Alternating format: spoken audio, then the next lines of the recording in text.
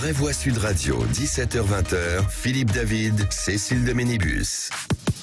Bienvenue dans Les Vraies Voix avec nos éditorialistes du jour. Françoise de Gaulle est avec nous, Philippe Bilger est avec nous, François de Rugy est avec nous. Ça va tout le monde? Vous êtes au top? Ça tombe bien. On va faire un meilleur avec Philippe David. C'est long.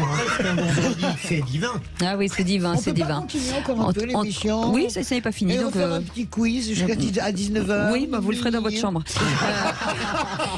Vous restez avec nous tout de suite. On part sur le terrain avec Mathilde Julien. Mathilde, bonsoir. Bonsoir Mathilde. Oui. Bonsoir, bienvenue. La CGT espère dépasser le million. Mobilisation très forte dans toute la France et en Occitanie. Et vous y êtes, hein, Mathilde Julien. Oui, et on peut vraiment dire que c'est une mobilisation historique dans la région, à commencer par Toulouse, en Haute-Garonne. On a eu environ 50 000 personnes. Et ce qu'on remarque dans l'Occitanie, eh bien, c'est une forte participation dans les villes moyennes. Par exemple, la Tarbes dans les Hautes-Pyrénées, environ 8 000 participants. On n'a pas vu ça depuis les grandes manifs de 95 et 2010 et les premiers rassemblements des Gilets jaunes en octobre 2018. Même chiffre à Carcassonne, environ 8 000 personnes ont défilé cet après-midi. Et si on ajoute Narbonne, eh bien, ça donne plus de 14 000 personnes dans le département de l'Aude. Dans le Tarn, à Castres, ils étaient entre 3 000 selon la police et 5 000 selon les organisateurs. Dans l'Ariège, la mobilisation est qualifiée aussi d'historique à l'échelle du département. Il y avait 5 000 personnes à Foix, selon la préfecture, mais 10 000 selon les syndicats, et c'est 1/10 de la population. Dans les Pyrénées-Orientales, à Perpignan, les organisateurs revendiquent entre 15 000 et 20 000 manifestants. 12 000 selon la police. Voilà, on a toujours cette bataille des chiffres et la vérité se trouve au milieu. Dans l'Aveyron, c'est du jamais depuis 15 ans. Selon un journaliste local à Rodez, il y avait au moins 11 000 personnes et c'est plus que pendant la manifestation de soutien à Charlie Hebdo.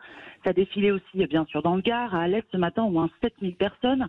À Nîmes, la manifestation, elle a même pris du retard. Les organisateurs ont dû revoir le parcours parce qu'il y avait beaucoup de monde. Il y a eu 8 000 personnes environ dans les rues de la cité romaine. Et maintenant, pour finir dans l'Hérault, là où j'étais moi ce matin, à Béziers, 2000 personnes étaient attendues, il y en avait au moins 5000. À Montpellier, il serait 25 000 selon les syndicats, 15 000 selon la police à avoir défilé. Et certains ont même fait aussi griller des saucisses et des merguez sur la place de la Comédie. Et il faut dire, c'est vrai que le temps s'y prêtait aujourd'hui dans la région avec un grand soleil malgré le froid, tout comme à Sète où moi j'étais ce matin, il y avait environ 2500 personnes et c'est modeste, mais c'est quand même plus qu'en 2019, pendant la première mobilisation contre la réforme des retraites. Plusieurs responsables syndicaux que j'ai croisés s'étonnaient de cette forte mobilisation qui leur donne évidemment beaucoup d'espoir pour la suite du mouvement. Mathilde, les responsables syndicaux attendent de connaître la décision de l'intersyndicale ce soir et la suite de la conduite du mouvement qu'ils espèrent partie pour durer.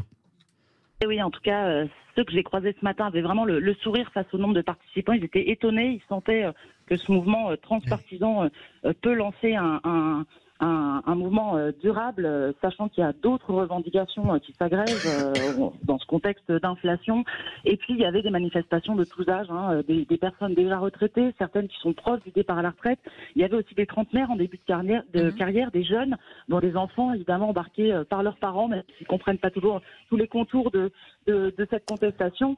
Et il y avait des personnes qui manifestaient pour la première fois. J'ai croisé cette enseignante, Caroline, enseignante du premier degré, qui est déléguée à la CFDT, 37 ans, et qui ne se voit pas travailler quotidiennement en face de 30 élèves jusqu'à 64 ans, voire 67 pour toucher une retraite suffisante, d'autant que les profs, on le sait, rentrent plus tard dans la profession, ils ont 5 années d'études après le bac. Place aux jeunes, me dit-elle, qui auront plus d'énergie pour emmener les enfants en sortie scolaire et surtout leur donner le goût d'apprendre. Caroline, donc, qui manifestait pour la première fois ce matin à 7 et qui est décidée à poursuivre la grève si elle est reconduite. Merci beaucoup Mathilde. Un mot, Philippe Bilger et Françoise de Gaulle. Je me demande tout de même, face à cette manifestation massive dans toute la France, si c'est réellement le projet de réforme des retraites qui suscite cela, parce qu'on peut le contester, mais il n'est pas d'une brutalité bouleversante, ou si ça n'est pas de nouveau une opposition foncière à l'égard d'Emmanuel Macron, comme si les gens se défoulaient en quelque sorte après une réélection qui les a frustrés. Moi, c'est dur que vous disiez ça, parce que vous êtes, évidemment, nous sommes bien viennent au show sur nos plateaux. Vous êtes à la retraite depuis très longtemps et vous pratiquez une activité qui est du bonheur pour vous. Absolument. Mais c'est extrêmement violent pour des millions de gens, ce projet de loi. Vous avez la double peine, c'est-à-dire que vous avez l'allongement des cotisations et vous avez en plus de ça l'allongement du départ. Il y a des millions de gens, je le répète, Philippe, il ne faut pas qu'on parle comme si on était dans notre entre-soi. Il y a des millions de gens pour lesquels l'idée même de travailler 1 an et demi de plus est tout à fait insupportable. Donc il y a un problème, je pense, d'attitude d'Emmanuel Macron, mais on le dit à longueur d'année. C'est peut-être lui le principal obstacle à sa propre réforme, son comportement personnel. Mais je crois vraiment que profondément, il faut qu'on sorte de nous-mêmes et comprendre que le travail, c'est aussi une souffrance pour des millions de gens. Françoise, on va en parler. Merci beaucoup, Mathilde Julien, d'avoir été avec nous. Tout de suite, le coup de projecteur des vraies voix. Les vraies voix Sud Radio, le coup de projecteur des vraies voix. Et on reste sur cette mobilisation contre la réforme des retraites qui rassemble largement les étudiants. Sont au rendez-vous, Philippe, visiblement. Oui, Cécile, le syndicat étudiant UNEF dénonce à travers la réforme le massacre de la jeunesse et des classes populaires et il a appelé dans un communiqué à prendre la rue massivement. Fin de citation. Il y avait beaucoup de lycéens, d'étudiants. Vous avez manifesté en tant que lycéen, qu'étudiant. Appelez-nous au 0826 300 300. Et on va faire un point directement avec notre invité pour changer. Léon De Fontaine est avec nous, secrétaire général du MJCF. Bonsoir, merci d'être avec nous. Bonsoir Léon. L'occasion de faire un point avec vous justement sur cette mobilisation des jeunes. Léon ? Oui.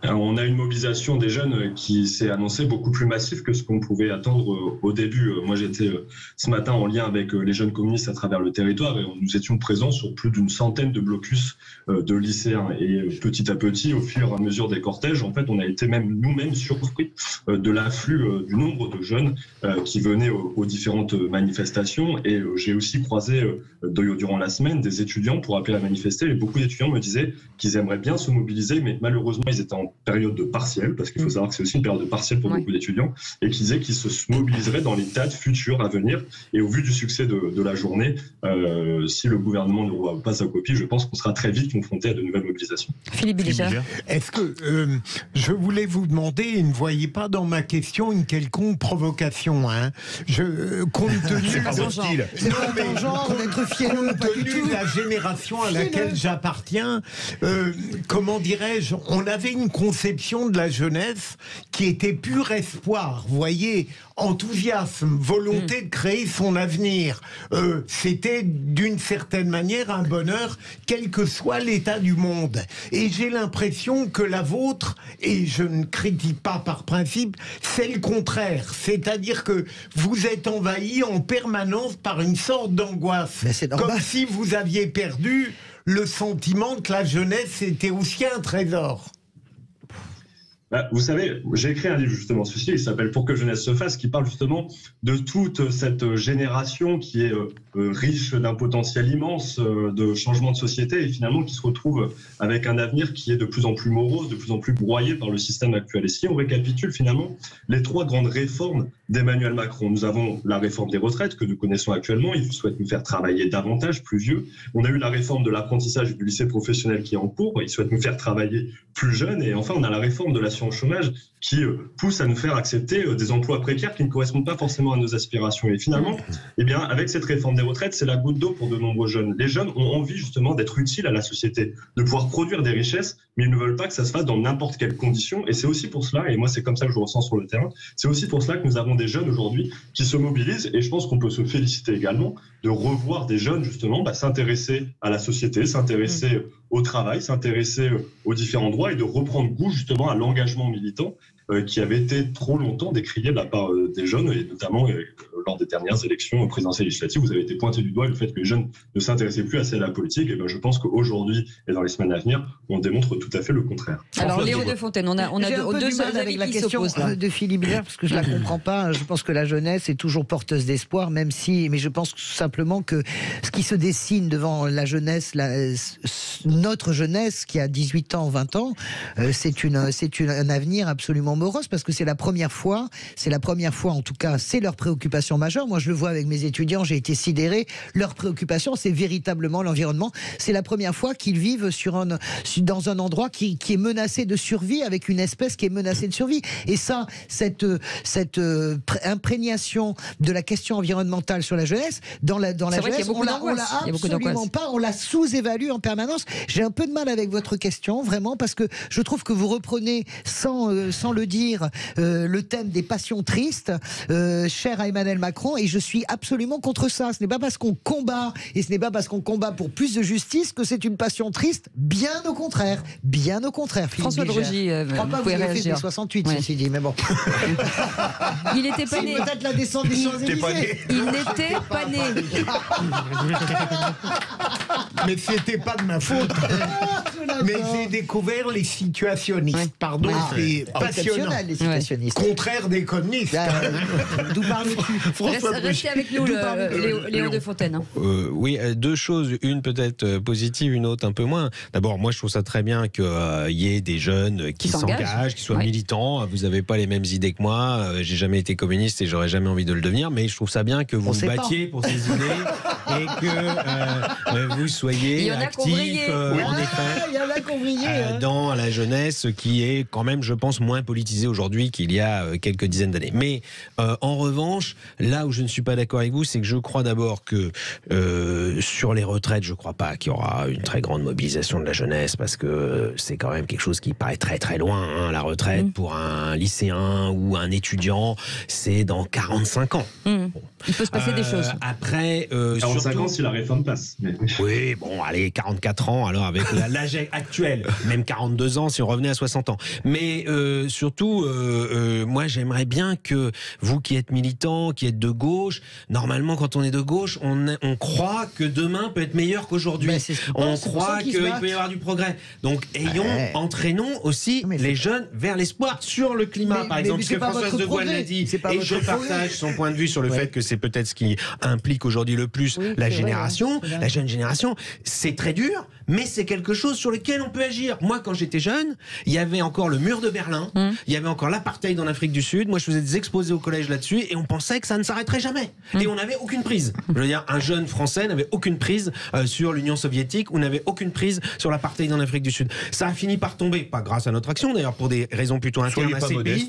Et aujourd'hui, le climat, ça nous dépasse à bien des égards, mais en même temps, pour une génération, c'est un défi que l'on peut relever.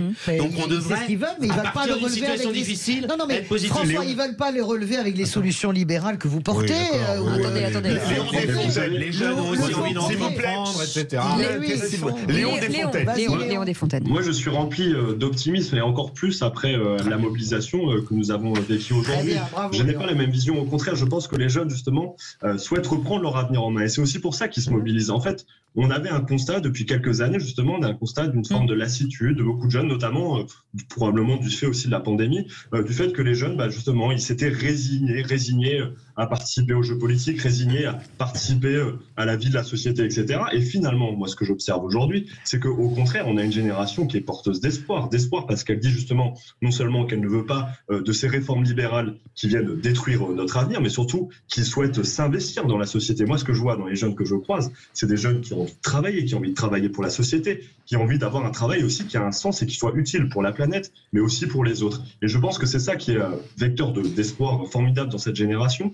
Et ce que j'observe, c'est que là, et j'ai eu les chiffres pendant qu'on discutait, on recense plus de 100 000 jeunes quand même qui se sont mobilisés. Ça fait combien de temps qu'on n'a pas vu plus de 100 000 jeunes se mobiliser sur une réforme? Et ce qu'ils disent derrière la mobilisation contre la réforme des retraites, je partage, il n'y a pas que cette question des retraites. Il y a aussi cette question justement de se dire, mais quel projet de société on nous défend? Les jeunes se projettent dans le travail, se projettent dans leur emploi, et en fait, on est en train de leur dire que cet emploi, ils vont devoir accepter des emplois qui sont davantage précarisés que par rapport aux générations précédentes, et surtout qu'ils vont devoir trimer jusqu'à 60, 64, 65 ans, et certains, la plupart, ont des parents et ils voient ce que ça peut faire aussi sur le physique, sur le mental aussi, de devoir repousser cet âge de départ à la retraite. Et je pense qu'on ne se projette pas, en tout cas moi c'est mon cas, on ne se projette pas de la société de la même façon quand on voit justement que nos parents finalement, il y a une forme d'aigreur, de lassitude au travail qui s'installe parce que justement on a des réformes sur réformes qui poussent l'âge de départ à la retraite alors même qu'ils étaient parfois épanouis dans leur métier.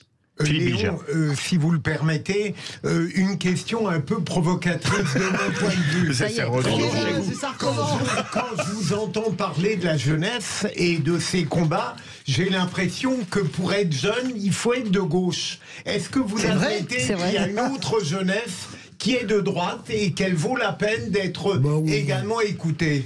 Bien sûr, il y a une jeunesse de droite. D'ailleurs, si on observe les sondages d'opinion, là, on voit même qu'une majorité des électeurs des Républicains rejettent cette réforme des retraites. Donc, il y a quand même une forme de consensus aujourd'hui qui est en train de s'installer dans la part de l'ensemble d'ailleurs des Françaises et des Français, dont les jeunes, pour rejeter cette réforme libérale. Et la réalité, c'est qu'au-delà de ça, vous avez dit gauche-droite, il y a aussi beaucoup de jeunes aujourd'hui qui s'abstiennent et qui ne participent plus au jeu politique. La question, c'est comment on va les réenchanter la politique. Et je suis persuadé que des mobilisations sociales, et je suis persuadé que M. de Rugy a dû participer plus jeune à quelques mobilisations sociales.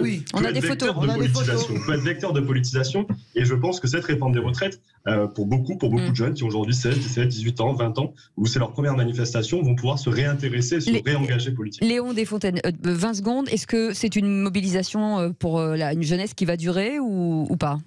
Je suis persuadé que ça va durer. Aujourd'hui, on a été plus nombreux que ce qu'on pensait. Je vous ai annoncé 100 000 jeunes. Et en plus, je vous ai dit, il y a beaucoup d'étudiants qui étaient en partiel encore cette semaine. Et donc, la semaine prochaine, ils seront beaucoup plus déterminés à être présents dans la rue. Et ça fera effet boule de neige. Le monde appelle le monde. Et je pense que les prochaines dates de mobilisation rassembleront encore plus de monde et encore plus de jeunes. Merci beaucoup, en tout cas, Léon Desfontaines, d'avoir été avec nous. Secrétaire général du MJCF. Il est charmant, ce garçon. Oui. Voilà, bravo. Par contre, vous êtes tellement provocateur. Vous êtes tellement provocateur, Philippe Bilger, qui avait Terminator, c'était Schwarzenegger, vous êtes provocateur dans les vraies voix. J'ai toujours préféré les communistes aux socialistes. Salut Léon, merci beaucoup d'avoir été avec nous.